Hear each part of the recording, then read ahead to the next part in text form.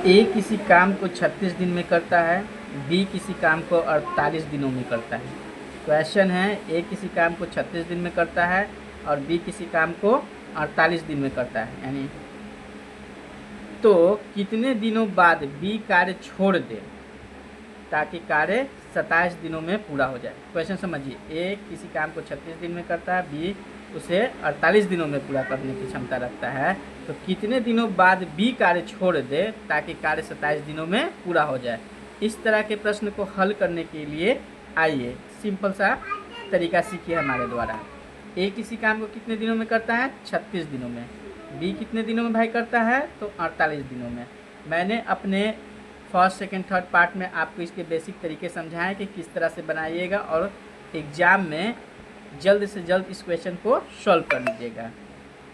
तो मैंने जब भी कहा कि जो काम जितना दिनों में करता है उन दोनों का आप क्या निकालिएगा? एलसीएम। तो 36 और 48 दोनों का एलसीएम निकालिएगा, आ जाएगा आपका 144।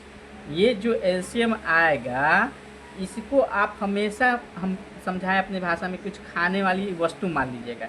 जैसे मान लीजिए आम, मान लीजिए आम है, इतना हमको काम करना है, यानी इतना आम हमको खाना है। और इनसे जितना दिए हुए काम, मतलब कि जो भी टर्म्स ए बी जो भी होगा जितना दिनों में करता है उससे इसको क्या कीजिएगा? डिवाइड दीजिएगा।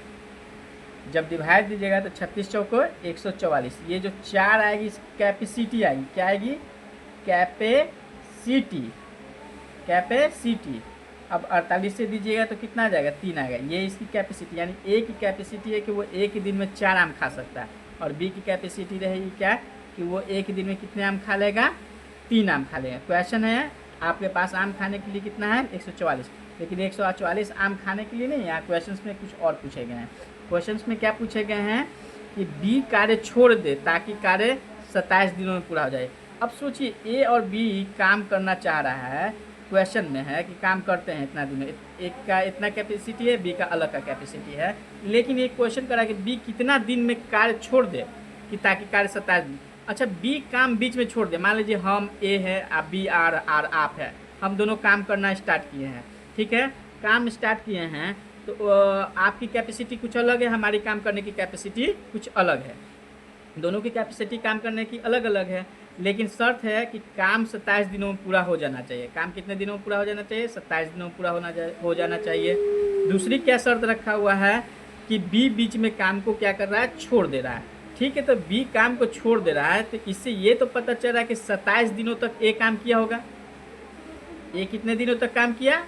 27 दिन तक काम करेगा। बी छोड़ा है, मान लीजिए कि कितना दिन तक करके काम छोड़ा है वो हमको नहीं पता, वही तो निकालना है। लेकिन ये इससे ये तो पता चला कि एक कंटिन्यूस 27 दिन तक काम किया है। जब एक कंटिन्यूस 27 दिन तक काम किया होगा, तो एक कंटिन्यूस 27 दिन तक काम किया, तो एक ही दिन में उसको आम खाने की क्षमता है 3, तो 27 दिन में कितना आम खा लिया होगा? 27 के कितना होता है? 108। यानी ए द्वारा टोटल आम 144 में से कितना खा लिया गया होगा? 108 आम खा लिया गया होगा। तो कितने बचे अब? 36। अब यही 36 आम तो वो खाया होगा बी, तो 36 आम खाने में बी को कितना दिन लगा होगा? 36 आम खाने में बी को कितना दिन लगा होगा? 12 दिन। कितना दिन? 12 दिन। यही 12 दिन आपका क्या हो गया? आंसर। कितना इजी वे में बन गया। आशा करते हैं आपको समझ में आया होगा। धन्यवाद।